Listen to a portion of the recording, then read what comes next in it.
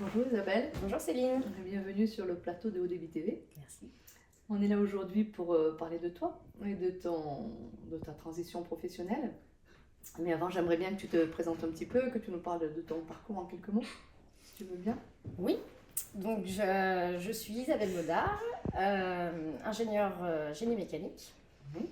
à la base. J'ai fait 12 ans d'expérience dans l'industrie en tant que manager, responsable production. Et maintenant, je suis coach, facilitatrice en cours. Ok, Voilà, et spécialisée dans l'industrie parce que ça reste mon cœur de métier. d'accord. Ok.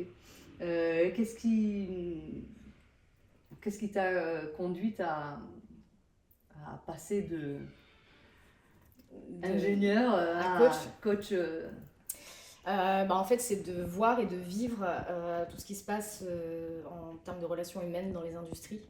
Oui. Donc vivre parce que moi aussi, déjà moi, j'ai beaucoup souffert de ces problèmes de relations, de ces problèmes de communication, des problèmes de tout ça, et d'avoir vu beaucoup de collègues pour qui c'était de même à se dire c'est partout pareil.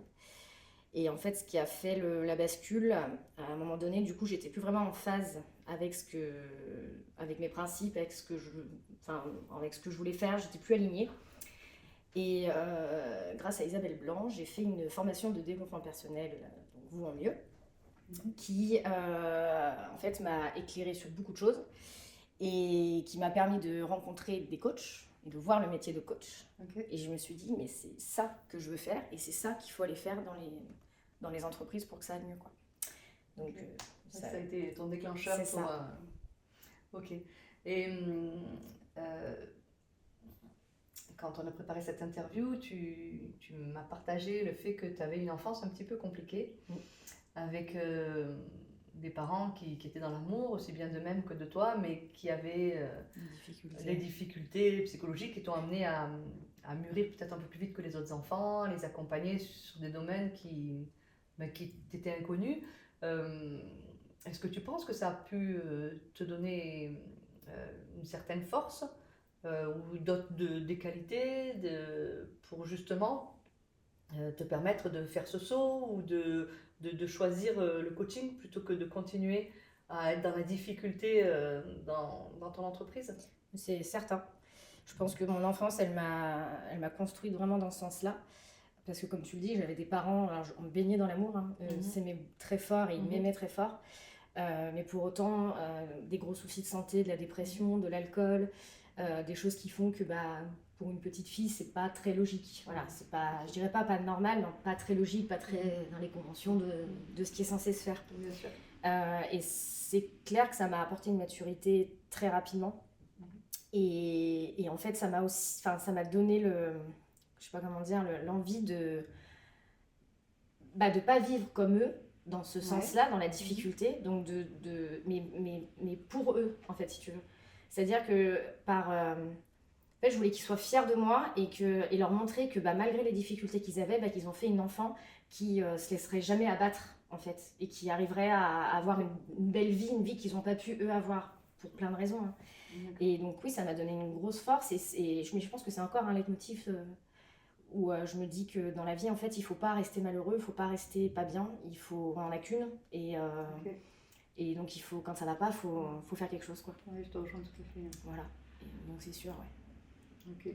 Et du coup, cette force dont tu parles, qui t'a amené à justement un peu te dépasser et aller toujours plus loin, quand dans ton entreprise, dans le management, avec les collègues de travail ou les managers, quand tu vois que ça se passe pas finalement, qu'il n'y a pas d'amour, qu'il n'y a pas de bienveillance, qu'il n'y a pas de relation, de communication, euh, euh, qu'est-ce que ça te fait vivre? Qu'est-ce que tu as envie de faire à ce moment-là? Ce que j'ai envie de faire, c'est que j'ai envie de tous les prendre, de tous les secouer, j'ai envie enfin voilà, je suis... Et d'ailleurs, je l'ai trop fait à défendre les collègues devant les chefs toxiques qui étaient voilà, un peu... Ok. Je l'ai trop fait, ça m'a même pas toujours valu des bonnes choses, hein. Mais en fait, si tu veux, je suis tellement persuadée que si on n'avait pas ces problèmes d'ego et et de communication et de relation, enfin, en tout cas si c'était amélioré, si c'était plus harmonieux, on pourrait faire des choses de dingue. Ok. En industrie, on pourrait faire des choses de dingue. Je vois trop des entreprises qui stagnent, qui se développent, mais tout doucement. Et le principal des freins, c'est justement ça. Ouais, enfin, tu penses que développer ce côté humain, Mais ce côté humaniste, ça pourrait justement faire évoluer Mais c'est sûr. enfin, le chiffre d'affaires, mais c'est sûr. la notoriété de Mais l'entreprise. c'est sûr. Ok. Et ça, j'en suis ultra convaincue. Ok. Parce qu'aussi, je l'ai vécu. Hein. Dans mon premier job, alors les relations étaient compliquées, mais on avait une équipe de cadres où on était très soudés. Ok. Et on travaillait beaucoup ensemble et on était sur la même vision, sur les mêmes envies. Et on a réussi à opérer une transformation d'une petite boîte qui était un peu plus, enfin, un peu artisanale à passer industrielle. Et ça, c'est grâce à cette force-là, si tu veux, de cohésion qu'on avait entre nous. D'accord. Donc je l'ai trop vu, je sais que c'est possible en fait. Tu l'as vraiment Je expérimenté. l'ai vraiment expérimenté. D'accord. On avait d'autres problèmes, hein, parce que on avait d'autres cadres qui nous mettaient des bâtons dans les roues. On avait sûr. un chef qui par tout sa personnalité était très compliqué à gérer. On subissait des pressions de dingue, mais enfin, de la direction, mais pas que. Hein, c'est les clients, c'était le marché, tout ça. Donc il y avait d'autres problèmes, mais n'empêche que ce noyau-là, on a réussi à faire des trucs de fou. Moi j'ai l'intime conviction, c'est parce que c'était notre cohésion qui faisait ça. Ok. Et ça a été vraiment ton premier, enfin, le premier moment où tu as pu expérimenter ce que le côté humain pouvait apporter. Complètement. Et c'est d'ailleurs là où en fait je me suis dirigée vers le management. D'accord. En fait, assez rapidement d'ailleurs, mais c'est là où je me suis rendu compte qu'en fait, parce qu'ingénieur génie mécanique, Ouais, si tu étais plus dans la technique. voilà, donc, Ok. à la base, c'était plus dans la technique, dans la mécanique, hydraulique, tout ça. Et en fait, très vite, je me suis rendu compte que ce qui est passionnant et ce qui donne des résultats, en fait, c'est la gestion, c'est l'humain. Et donc, moi, ça passait par le management à ce moment-là, quoi. Ok. Mm. Et justement, le fait de te diriger vers le management, alors que tu es jeune, que tu es une femme, que tu es quand même dans un monde, on peut dire, un peu plus masculin, quelles sont les difficultés du moins que tu as pu rencontrer? Est-ce que ça t'a... Et quelle est du coup la force que ça t'a fait développer, en plus d'avoir déjà développé de la force quand tu étais enfant? Bah oui, en effet, c'est compliqué. Quand, je sais pas, j'étais manager du bureau d'études, j'avais 25 ans. Ouais, c'est ça, j'avais 25 ans. Donc une nana jeune, Ouais. c'est pas vu d'un bon regard de la part de tout le monde. Et en fait, si tu veux, bah, tu vois, cette idée de pas me laisser abattre et toujours ce truc-là que j'ai depuis l'enfance, Ouais. et bah, en fait, ça m'a appris l'adaptabilité. Ok. C'est-à-dire de me rendre compte que moi, je pouvais pas être une chef qui dit juste fais ci, fais ça, et tu dis rien, c'est comme ça. Ça marchait pas. Ok. Et en plus, du coup, bah, déjà ça marche pas, donc du coup, tu changes de méthode. Tu commences à t'intéresser aux gens, tu leur expliques, tu les impliques. Et en fait, je me rends compte que ça marche 10 fois plus que le chef qui dit machin. Et donc, tu vois, et ça, là, ça m'a permis justement de commencer à vraiment rentrer dans l'humain et dans le relationnel et le management dans le sens s'adapter aux personnes qu'on a en face. Pas seulement donner des ordres, quoi. Ok, ouais, donc comme tu t'es adaptée quand tu étais une petite fille, tu t'es aussi adaptée. Donc ton expérience d'enfance un peu difficile t'a permis finalement à cette époque-là de t'adapter et de surpasser en fait cette difficulté que tu Ah, mais sinon, as dans l'entrepreneuriat. Ouais. Je me serais fait manger sinon. Ok. Et comment tu penses que le coaching en fait pourrait apporter, enfin, comment le coaching en fait pourrait apporter une pierre à l'édifice dans ce domaine-là finalement? Bah, je pense que quelque chose qui est primordial, c'est justement de travailler sur l'ego des personnes. Parce qu'en fait, en faisant justement cette formation de coaching et développement personnel, un truc qui est génial que ça nous apporte, je trouve, c'est de la tolérance. Parce qu'en fait, on se rend compte que les gens qu'on a en face de nous, qui vont être exécrables, qu'on va détester, en fait, ils ont plein de problèmes. Bien sûr. Ils ont plein de problèmes de confiance, plein de problèmes. Et en fait, tu te rends compte que derrière chaque personne, il y a une histoire de vie, il y a des peurs, il y a des freins, il y a des doutes. Et donc déjà, déjà ça, quand tu te rends compte de ça, déjà ça t'amène de la tolérance. Et en fait, après, quand tu vas plus loin, tu te dis, mais si tu coaches ces gens-là, et que tu les aides à comprendre pourquoi ils se comportent comme ça, enfin tu vois, là, tout le travail du coaching, mais c'est sûr que derrière, tu as des résultats où tu as des gens qui vont être plus apaisés, qui vont être rien que ça, quoi. Rien que du coaching individuel sur des managers, sur des dirigeants, rien que ça peut déjà améliorer les situations parce que ça va améliorer leur façon d'être, si je peux. Enfin, en tout cas, ça va enlever l'idée, c'est d'enlever leur mécanisme de défense qui viennent pourrir certaines situations. Ok. Qui ne font pas exprès d'avoir. Bien sûr. On est d'accord. Bien sûr. Et du coup, qu'est-ce que ça leur apporterait finalement directement dans leur boîte? Ça apporte une autre posture, une posture de, je sais pas, ça va leur apporter l'écoute, de l'empathie. Certains, ça va être d'enlever les peurs. Tu sais, on dit souvent dans les entreprises, lui il a les dents longues. Bah ouais, mais il a les dents longues pourquoi? Parce qu'en fait il est bourré de peur. Et donc du coup, il fait ce qu'il peut avec les armes qu'il a. Voilà, ça peut l'enlever. Ça peut lui permettre de faire autrement, sans écraser les autres. Ok. Tu vois? Ouais, mais du coup, c'est quoi les résultats en fait? Les résultats, c'est des relations humaines améliorées dans des équipes, dans des entreprises. Ok, mais ça apporterait quoi du coup ils améliorent leur posture, ils améliorent leur façon d'être. Du coup, ça se redirige sur leurs équipes de travail. Mais du coup, quels résultats ils ont après eux? Parce que un chef d'entreprise, ce qu'il veut, in fine, c'est quand même développer son chiffre d'affaires. Ah bah oui. Qu'est-ce qui fait que... Si t'es là-dedans, si t'es dans un mood où les gens, du coup, ils sont plus en train de regarder leur ego et d'essayer de se défendre et tout ça, c'est des gens qui peuvent être collaboratifs. D'accord. Tu vois? Et des managers qui peuvent être qui sont du coup dans la collaboration et qui sont plus dans la défense, et t'amènes de la productivité. Forcément.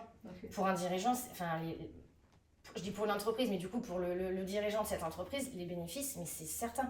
C'est que, faut voir aujourd'hui que la plupart, mais c'est même pas la plupart, c'est 100% des gens avec qui je parle qui sont dans l'industrie, en fait quand tu creuses, te disent qu'ils passent plus de temps à se plaindre du chef, à se plaindre du collègue, à se plaindre de l'ambiance, à essayer, tu vois, d'avoir les cuisses propres. On me dit beaucoup ça. Non mais moi c'est bon, j'ai les cuisses propres. Pour pas se faire taper dessus, tu vois. Mais ils passent plus d'énergie là-dedans qu'à travailler. Le jour où tu règles tout ça, où les gens ils ont plus besoin de faire ça, et ça travaille quoi. Là tu t'augmentes ton amplitude de travail effectif de fou. Donc plus pareil du coup pour l'absentéisme, tout ça. Pareil pour l'absentéisme, évidemment. Tu pérennises ta boîte, tu fidélises tes talents. Tes talents, ils partent pas, tu les fais, voilà, ils ont envie de grandir, machin, tu les investis. Donc du coup, déjà, t'as moins de turnover, t'as moins de burn-out, t'as moins d'absentéisme. C'est sûr. Et donc, au vu de tout ce que tu as vécu dans l'industrie, tu as eu envie de passer à autre chose et quitter ton travail. Qu'est-ce qui t'a pris? Comment t'as fait? Quelles difficultés t'as rencontrées? Ça a été compliqué parce que du coup moi-même, en fait à la base, je voulais pas forcément me mettre à mon compte. Je voulais faire la formation de coach pour justement que ce soit une compétence de plus à ma fonction de manager. D'accord. Et du coup m'en servir dans l'entreprise. Mais en fait j'ai vu des blocages, des freins de ma hiérarchie qui ne voyaient pas l'intérêt et même qui m'a bien fait comprendre qu'il ne fallait pas que j'utilise mes techniques. Qui était vraiment dans les gens ils sont là pour travailler, on ne va pas chercher plus loin. Pas l'ordre. C'est ça. Donc là je me suis dit ok, donc en fait je suis en train de faire une formation de coach qui est ultra intéressante mais je ne vais pas pouvoir l'appliquer dans ma boîte. C'est pas possible. Et en plus, j'étais seule, de chez seule. Il y avait personne autour de moi qui pouvait, voilà. Jeune femme en plus. Responsable d'une équipe de 20 bonhommes, ça marche pas. Et alors, ça n'empêchait pas, moi, quand même, d'avoir une posture de coach quand j'avais envie. Voilà, bien sûr. Parce que, voilà. Et tu voyais les bénéfices directs sur les équipes. Mais du coup, je me suis bien rendu compte que c'était pas possible intra. Donc, j'ai dit, il faut que je. Parce que, et plus ça allait, en fait, plus tu vois les choses et plus la mission elle me tient à cœur. Bien sûr. Tu vois. Et donc du coup, j'ai dit je vais y aller faire toute seule de mon côté. Alors que je me suis toujours dit que je serais jamais entrepreneur, je serais toujours salariée et tout ça. Comme quoi, faut jamais dire jamais. Et donc du coup j'ai fait une rupture conventionnelle. Ça a été dur. Tu parlais des difficultés, ça a été dur parce que c'est, d'oser aller quitter. Là, en fait, moi, je me suis retrouvée face à toutes mes peurs à moi aussi et tous mes mécanismes à moi aussi. Hein. Donc, ça a mis un certain temps. Mais ça a fini par se faire et une délivrance. Le jour où ça a été accordé, où on était OK pour que je parte, j'ai quitté 3 sacs à dos de 20 kilos. délivrance, et après je suis partie sur les nouveaux projets. Ok. Quelle a été ta plus grande peur à ce moment-là? Est-ce que tu quittais la sécurité, t'allais vers l'inconnu, c'était quoi ta Non, vraie plus grande peur, c'était que c'était le fait de les quitter, en fait. C'était le fait de leur dire je veux plus travailler avec vous. Et c'était la peur en fait, de me faire rejeter. Tu vois, que d'un coup, mon chef, avec qui, mine de rien, il y avait des relations qui se passaient très bien, mais qui d'un coup me regarde, tu sais, plus du tout, et que j'ai 3 mois de préavis, et que pendant les 3 mois, en fait, je sois la fille à abattre, quoi. Enfin, en fait, c'était la vraie plus grande peur qui a fait que j'ai mis du temps à passer le cap, c'était ça. C'était le fait de me faire rejeter puis même mes collègues, et puis mes équipes. Tu te rends pas compte, toi? Mes équipes, quand il a fallu que je leur dise que je parte, il y en avait un paquet, bon, il y en a, c'était compliqué, c'est partout pareil, mais il y en avait un paquet avec qui ça se passait bien quand même. J'ai eu des collègues qui ont pleuré, mon cœur a fondu en deux. Donc ça a été très très dur. Tu t'es appuyé du coup sur quelle force en toi pour surmonter ces difficultés qui semblent, enfin c'est passé maintenant, mais qui semblaient à l'époque difficiles pour toi? Enfin c'est pas si lointain que ça finalement. Non, ça va faire un an bientôt. Okay. Et je me suis appuyée sur en fait je me ramenais toujours à qu'est-ce que tu veux, parce que tu vois, on te renvoie des choses. Moi j'en avais qui me disent non mais Lisa, faut pas que tu partes, on va faire quoi sans toi, machin, enfin tu vois, des salariés qui sont un peu tu vois, désemparés. Et du coup il y avait des moments où je me dis ils ont raison, et en fait non, je prends un pas de côté, je me dis attends, c'est quoi que tu veux faire, qu'est-ce qui te tient à cœur toi? Et là je me mettais tout mon projet, tu vois, en vision. D'accord. Et c'est ça qui m'a fait tenir, et qui m'a dit non mais je vous aime, je vous adore, on a passé des bonnes années ensemble, mais il y a autre chose de encore plus important pour moi qui m'attend. Tu vois, c'est de me rattacher à mes projets. C'est quelque chose qui te portait encore plus que le fait juste d'être aimé et de ne pas être rejeté par les autres. Ok. Et qu'est-ce que tu penses, quel pourrait être le type de coaching en fait qui serait bénéfique pour ces entreprises? Alors, il y a le coaching individuel, j'en parlais, c'est une chose. Pour un manager ou un dirigeant qui a des objectifs qu'il n'arrive pas à atteindre, qui a des problèmes, des freins, des peurs. J'en ai eu fait, des gens qui ont du mal à prendre la parole, des choses comme ça. Mais pour aller plus loin, après pour moi c'est complémentaire, je pense, pour aller plus loin, il y a tous les outils d'intelligence collective. D'accord. Qui pour moi sont ultra puissants et qui peuvent permettre vraiment de faire passer des caps aux entreprises. Mais le coaching individuel peut venir en complément de ça en fait. Le coaching individuel, c'est pour les managers. Et voilà, puis, c'est ça. Ça peut être un outil de l'intelligence collective si tu veux. Parce qu'il y en a. L'intelligence collective, en gros, on va travailler sur l'ensemble, sur toute l'entreprise, sur l'ensemble. Mais donc tu vas faire péter des verrous, tu vas améliorer la communication, tu vas faire plein de choses avec plein d'ateliers différents. Mais ça n'empêche pas qu'il y en ait certains qui sont qui ont des gros freins, qui ont des gros blocages. Et là, un coaching individuel, c'est approprié, quoi. D'accord. Quels sont vraiment les points forts de l'intelligence collective? S'il y avait 2-3 points forts qui pourraient justement intéresser le dirigeant ou le manager à se servir de cette technique-là? Je pense que dans un premier temps, c'est comprendre d'où vient le problème. Voilà, l'intelligence collective permet ça, comprendre. Oui, exactement. Par des analyses assez scientifiques. D'ailleurs, moi, ça me plaît beaucoup parce que moi qui suis de base scientifique, pour le coup, c'est assez scientifique. On utilise la systémie, on fait des analyses systémiques. Donc, c'est super intéressant à faire. Et déjà, le point de départ, c'est ça, c'est se dire, ok, d'où vient votre problème? Parce que souvent, on pense que ça vient de là et souvent, ça vient pas forcément que de là. On cherche la cause. On cherche la cause, voilà. Ensuite, régler le problème. Je vulgarise un peu, mais en gros c'est ça, régler le problème, venir justement à travers plusieurs ateliers, à travers des coachings, du consulting, venir régler le problème. Et ensuite le top du top, ce serait d'aller jusqu'à faire une cohésion sur les équipes, pour finir avec une vision commune, une identité commune. Et ça pour moi c'est vraiment la touche finale qui va permettre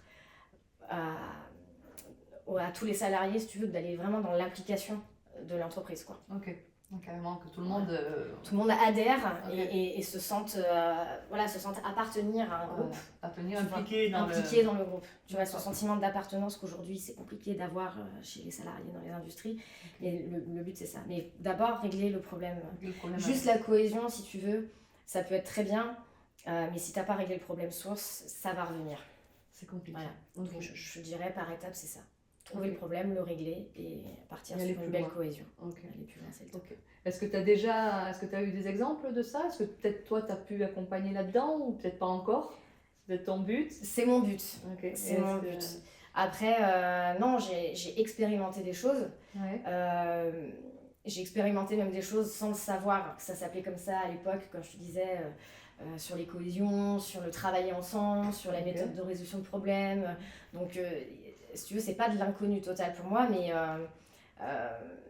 mais bon, j'avais pas tous les outils précis que j'ai aujourd'hui pour vraiment aller au bout des choses. Et donc non, là, c'est plutôt mon but là. Je suis fraîchement formée pour et c'est toutes les entreprises devraient faire ça. Ok. Et est-ce que il y a quand même une part d'intuition dans tes accompagnements parce que maintenant tu commences un petit peu à accompagner des personnes dans le coaching. Et est-ce que pour toi l'intuition est quand même oui. fait partie intégrante de ton... Mais c'est sûr, tu vois, j'ai même envie de te dire,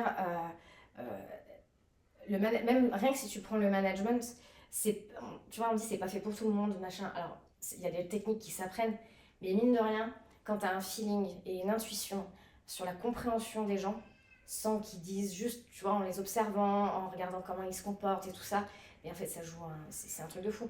Okay. Oui, c'est évident. J'ai toujours beaucoup marché à l'intuition et D'accord. ça m'a toujours plutôt pas mal réussi. Ok. Donc je continue dans mes coachings et ça continue de me réussir. Et voilà, après j'apprends à faire confiance à mon intuition, hein, mais oui, ça, c'est pas toujours évident. C'est pas toujours évident. Surtout dans ce domaine-là. Faire attention de pas confondre l'intuition et l'interprétation. Bien sûr, c'est ça. Faut être... Et c'est quoi justement, est-ce que tu as le petit tips? C'est tips qui fait que de pas déraper. De pas déraper, je dirais que c'est le pas de côté. Quand je suis en posture de coach, si tu veux, enfin ou même quand j'étais de manager, c'était de faire le pas de côté, d'oublier sa carte du monde et vraiment d'être dans l'écoute active de la personne qui te permet justement d'éviter les interprétations et de se rendre compte, parce que des fois ça arrive, tu as des histoires qui font écho, bien sûr, une histoire un peu similaire et tout, ça vient te toucher, ça vient faire écho à ta propre histoire de vie. L'idée c'est de s'en rendre compte. Si tu t'en rends compte, tu te dis attends, là c'est en train de me toucher parce que ça me fait penser à ça, hop, tu arrives à refaire ton pas de côté. Et c'est vraiment d'avoir la posture coach qui n'est pas la même de la posture d'Isabelle Baudard avec toute son histoire de vie, tu vois. D'accord. Et je pense que c'est ça qui m'aide le plus vraiment à faire la part des choses entre l'intuition et l'interprétation. Faire le pas de côté. Ok, et ce pas de côté, tu le fais aussi dans d'autres moments de ta vie Oui, je le fais. Je le fais même pour moi en fait. C'est quelque chose que j'applique à moi-même. Quand il y a des moments, des situations qui vont m'énerver, il y a des moments où je me rends compte que je vais m'énerver de façon abusive ou que c'est pas justifié. Tu vois, c'est pareil, c'est un peu l'intuition, tu sais, c'est de sentir qu'il y a un truc qui va pas. Je fais mon pas de côté à moi-même, en me disant alors je me parle à moi-même, tu vois. Je dis ok, qu'est-ce qui est en train de se jouer, qu'est-ce qui se passe, pourquoi tu es énervé. Là, quand tu prends du recul, déjà, c'est vraiment l'image, pour moi c'est ça. T'es comme ça, quand tu prends du recul, ça fait comme ça. Et puis du coup, quand c'est comme ça, tu vois tout ce qui est en train de se passer en ce moment dans ta vie, tout ce qui te stresse, tout ce qui machin. Ah oui, t'as mal dormi, ah oui, machin, ah oui, t'as faim. Enfin, tu vois des trucs, des fois tout bêtes. Et tu te dis, ok, mais c'est pour ça que je suis dans un état de stress comme ça. Et ok, on redescend. Donc oui, ce pas de côté, j'ai appris à le faire et c'est important pour moi aussi. Pour te recentrer, pour voilà, c'est ça. Dans l'énergie de l'action. Exactement. Et du coup, quels sont aujourd'hui, si j'ai bien compris que ton envie, c'est justement d'accompagner les managers de l'industriel à se dépasser pour amener leurs équipes et leur entreprise plus haut, plus loin. Par rapport à ton parcours de vie, quelles sont les forces, les points positifs que tu as développés justement pour te sentir légitime pour accompagner ces personnes? Déjà, un premier truc, c'est que j'ai vécu ça. Donc je sais ce que c'est que d'être manager, je sais ce que c'est que la pression du chef, je sais ce que c'est la pression des équipes, je sais ce que c'est que la pression des clients. Ok. Tu vois, tout ce que les managers vivent sur les délais, la qualité, et en plus ça va de plus en plus vite, et on a de la concurrence de plus en plus. Concurrence, je parle des pays émergents, la Chine, tout ça, qui sont en train de... Et nous, bah, si on veut garder l'industrie en France, bah, il faut qu'on soit réactif, quoi, parce qu'ils Bien n'attendent sûr. pas. Donc toute cette pression-là, je la connais, je l'ai vécue. Donc en fait, déjà, un manager, je sais. Enfin, je sais Ça t'a fait développer quoi comme, justement et bah, comme force là-dedans? Et bah, si tu veux, c'est la compréhension, l'empathie. Okay. Et justement, encore une fois, j'ai envie de te dire ce pas de côté. Parce que du coup, de se dire, ok, mais il y a quoi d'autre, tu vois, on ouvre les cartes un peu, on regarde d'autres perceptions. Et c'est là où je pense que dans l'accompagnement, ça peut être très utile, c'est de... Enfin, tu vois, en gros, de faire comprendre qu'en fait, les gens, ils sont pas seuls, ils sont pas les seuls à avoir ces peurs-là, tu vois. Je sais pas comment te dire... je l'ai dans ma tête, c'est pour ça, c'est compliqué. C'est... En fait, si tu veux, c'est comme si je comprends tout ce qu'ils vivent et tout ce qu'ils peuvent me dire, mais j'ai appris à la compétence de faire justement ce pas de côté pour se dire ok, mais c'est pas parce que c'est comme ça que ça sera toujours comme ça, et c'est cette capacité à pouvoir les aider là-dedans. Ok, je comprends. Et tu penses pas que ça peut être un peu déstabilisant pour un chef d'entreprise de se dire punaise, il faut que j'ouvre mon champ de vision, que je fasse un pas de côté, que je regarde mes salariés d'une autre façon, que moi je... Et du coup, comme ça peut être déstabilisant, quelle va être toi, ta force, mon expérience? Ouais, pour l'accompagner en fait, pour le rassurer, pour le guider? Bah, si tu veux, c'est basé sur mon expérience de vie en fait. C'est sur moi, ce que j'ai expérimenté, ce que j'ai vécu. En fait, c'est pas, moi le but ce serait pas forcément de le rassurer, mais c'est de faire en sorte qu'il s'auto-rassure, mais avec un accompagnement justement, tu vois, aller faire péter des croyances, tu vois. Okay. Mais des croyances que moi j'avais, en fait voilà, c'est ça, c'est aller faire péter des croyances que moi je les avais, ces croyances. Donc si j'ai réussi à les faire péter, je sais comment arriver à les faire péter chez l'autre. J'avais des doutes, si j'ai réussi à me débarrasser de ces doutes, j'ai la technique que je peux aller amener à l'autre pour qu'il lui aussi se débarrasse de ses doutes. Ok, donc si tu faisais rentrer le coaching du coup dans ces entreprises, tu développerais quel programme? A priori tu en as développé un, on va en parler un peu plus loin, mais qu'est-ce que tu proposerais en fait? Et bah, je propose un programme pour les managers qui justement en fait démarre par la prise de conscience. Tu vois, la prise de conscience de ce qui se passe déjà là, tu vois, en fait de commencer à faire ça. Et après, ouvrir les yeux sur ce qui se passe déjà au moment T. Voilà, c'est ça. Quelle est votre situation? Parce que souvent on a la tête dans le guidon, on ne voit pas. Hein. Et puis le temps passe, on dit, l'année est passée vite. Oui, bah oui. Donc voilà, déjà c'est ça. Dans un premier temps, c'est d'ouvrir. Et ensuite, apporter de l'information sur les émotions, ce que c'est, pourquoi vous ressentez ça, qu'est-ce qui fait que vous êtes stressé, pourquoi on ramène le boulot à la maison. Enfin, tu vois, toutes ces choses-là qui sont, voilà, que les managers et les dirigeants ont la plupart, leur expliquer d'où ça vient, tu vois, leur apporter de l'info et de l'information là-dessus, pour qu'eux prennent conscience de ça, et qu'après, petit à petit, en fait, la prise de conscience de leur mécanisme à eux, de se dire, ah oui, donc j'ai peur à cause de ça, j'ose pas y aller à cause de ça, je suis brutale à cause de ça. Tu vois, pour qu'ils commencent à avoir déjà prendre une prise de conscience de ce qui se passe dans l'entreprise et de comment eux se comportent, comment les autres se comportent, pourquoi ça se comporte comme ça, tu vois, qu'il y ait une compréhension de l'environnement et de lui-même et de son environnement. Et derrière, après, d'enchaîner sur de l'accompagnement parce que c'est un peu le truc, c'est qu'une fois que tu as compris comment tu fonctionnais, comment ça fonctionnait, ça c'est pas fini, parce que là tu es là, super, j'ai compris, qu'est-ce que je fais? L'idée c'est derrière de continuer l'accompagnement sur qu'est-ce que tu fais, on va mettre en place des choses, après des outils basiques de Lean que tout le monde ne connaît pas, des plans d'action et propres à chacun. L'idée c'est que chacun puisse Mon programme, en fait, je veux que chacun puisse travailler dans son entreprise et que ce soit adapté, qu'il adapte ça à son entreprise. D'accord, ouais, c'est Voilà. quand même c'est aussi bien général que personnalisé. Voilà, c'est ça. D'accord. Parce qu'il faut que ce soit utile là où tu travailles. Parce qu'on voit trop de formations dans l'industrie où en fait on te donne plein d'infos, mais en fait t'arrives dans ta boîte, c'est pas applicable. Parce que c'était l'info, c'est comme ça que tu as l'ergonomie. Il faut un bureau comme ça. Oui, mais là c'est pas applicable, ça ne marche pas parce qu'il y a ça. Donc là l'idée c'est que ce soit les gens, moi je les accompagne à trouver leur propre solution qui leur valent là où ils sont pour que ça se passe mieux. Ok. Ouais, c'est un peu l'adaptabilité que tu as. Exactement. Que tu vis depuis que tu es petite finalement et tu veux la transposer un petit peu dans le monde du management, de l'industrie. Exactement. Ok. Donc on pourrait dire finalement que tu veux permettre finalement aux chefs d'entreprise de s'adapter à leur comportement et à leur environnement de façon à... C'est ça, exactement. Ok. Et ça tu le transmets donc tu veux le transmettre dans un programme qui s'appelle Managing Power. Oui, Managing Power. Ok. Et il s'adresserait à qui ce programme? Il s'adresse à qui exactement? Il s'adresse aux managers, à tout manager, j'ai envie de te dire. Alors dans l'industrie, parce que je suis issue de l'industrie, hein, mais en soi je pense que ça pourrait marcher pour tout manager. Mais tout manager qui a une équipe, mais ça peut être une équipe de 2 comme une équipe de 15 à gérer. Tu vois.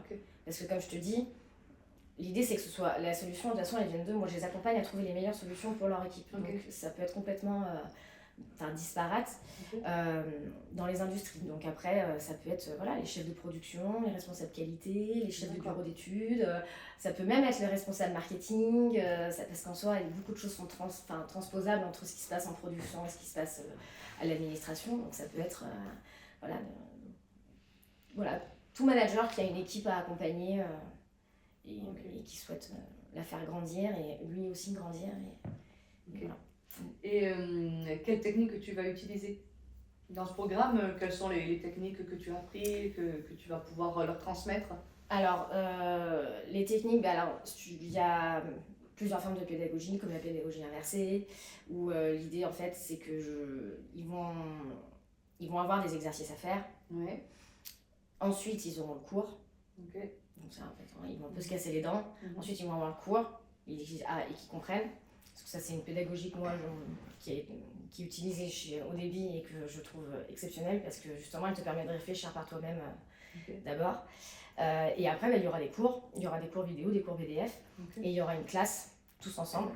Et mon souhait, ce que je voudrais, c'est qu'on ait vraiment des managers issus de différentes entreprises. Parce que le partage qu'on pourrait avoir dans ces classes hebdomadaires, ça peut apporter un truc de fou les uns les autres. Le partage de techniques, partage d'expérience, de techniques, de comment on fait là. Et mais toi tu fais pareil, mais t'as vu ça marche pas. Enfin tu vois, tout ça je trouve que ça c'est dingue. Donc jouer vraiment sur le collectif aussi de cette formation. Ok. Et dans tes cours du coup tu vas les aider au niveau, enfin je veux dire tu vas mettre de la PNL, de l'intelligence collective dont tu parlais tout à l'heure, ou tu fais quoi comme technique? Je pense que ce sera, j'adapterai. L'intelligence collective, je le proposerai plus en mission dans une entreprise. Après, si tu veux, le truc, c'est que si j'ai une entreprise qui me demande le programme Managing Power pour tous les managers de cette entreprise-là, il y aura de l'adaptabilité parce que forcément, du coup, si c'est des managers d'une même entreprise, là, il va se jouer de l'intelligence collective. Il va forcément jouer de la systémie et tout ça. Donc là, je pense qu'il y aura des offres plus adaptées, si tu veux.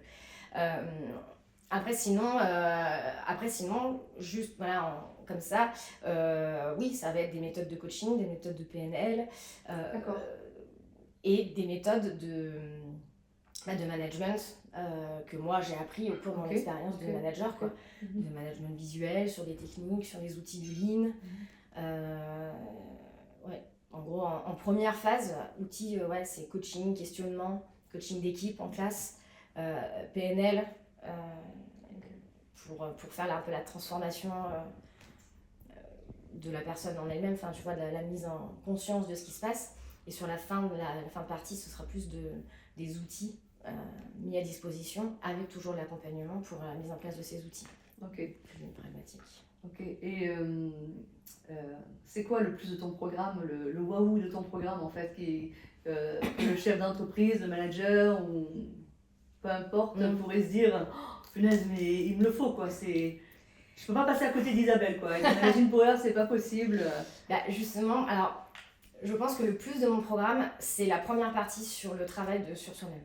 Qui D'accord. aujourd'hui, à ma connaissance, les formations de management, on t'apporte des outils, Ouais. on t'apporte des méthodes Ouais. qui sont essentielles, hein. Mais on travaille pas sur tes freins, tes blocages, tes doutes, parce que voilà, on t'apporte des outils. Après, si tu les mets pas en place, bah tu les mets pas en place. Et pourquoi tu les mets pas en place, tu vois. Donc moi, le plus de mon programme, c'est vraiment qu'il y a d'abord un travail sur l'être, le savoir-être, D'accord. avant le savoir-faire. Ok. Voilà. Ok, ça c'est le waouh de ton Pour moi, c'est le waouh de mon programme, c'est le savoir-être. L'idée, c'est que les managers derrière sortent transformés, si je peux dire, en interne, quoi. Enfin, tu vois, et que ça se voit. De la transformation intérieure, voilà. Pour que ça se voit à l'extérieur, Voilà, pour transformer exactement. les équipes. Exactement. Et de toute façon, normalement, ça se verra. Ok. Et ensuite, il y a du savoir-faire. Mais on ne fait pas que du savoir-faire. Ok. Et on voit que tu es une jeune femme dynamique, que tu as avancé, que tu as envie. Et la petite Isabelle, jusqu'à la grande Isabelle d'aujourd'hui, enfin grande, on peut dire que tu sois très grande. Hein. On va dire l'évolution d'Isabelle dans le temps. En fait, si tu avais peut-être un mot en fait pour cette Isabelle qui était plus jeune et cette Isabelle de maintenant, ce serait quoi peut-être un descriptif de... Ce serait, je pense, la force de caractère. Ok. D'avoir un caractère fort, bien trempé, de savoir ce que je veux et ça depuis que je suis toute petite. Ok. Et qui est toujours le cas maintenant. Ok. Et ton évolution, c'est quoi finalement? Et mon évolution, c'est passé de quoi à quoi en fait? Je suis passée, de qui à qui? De qui à qui? Je suis passée de la petite Isabelle qui fonçait un peu tête baissée, qui se posait pas de questions et qui était là pour porter un peu toute la misère du monde, en tout cas celle de ses parents quand elle était petite. À maintenant, j'ai envie de dire, à la Isabelle, ingénieure génie mécanique, entrepreneuse, qui veut prendre soin de soi et qui veut aller au bout de ce qu'elle a envie, elle. D'accord. Voilà. Ok, et ça, on va le retrouver dans ton programme finalement. C'est sûr. Ok. C'est sûr. D'accord. Et si tu as un petit mot de la fin pour tous les managers qui nous écoutent.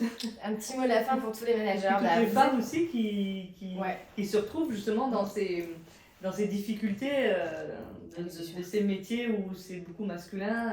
C'est sûr. Qu'est-ce que tu pourrais leur dire? Je pourrais leur dire qu'ils ne sont pas seuls, qu'ils n'ont pas à avoir honte de leur stress, de leur peur. Et que justement, tout ça peut se transformer en force. Okay. Donc, qu'ils n'hésitent pas à aller parler de ces accompagnements à leur RH, à leur direction pour évoluer. Ok. Voilà. Écoute, je te remercie. Merci à toi. Ce partage très intéressant. Merci beaucoup de m'avoir reçue. Je t'en prie.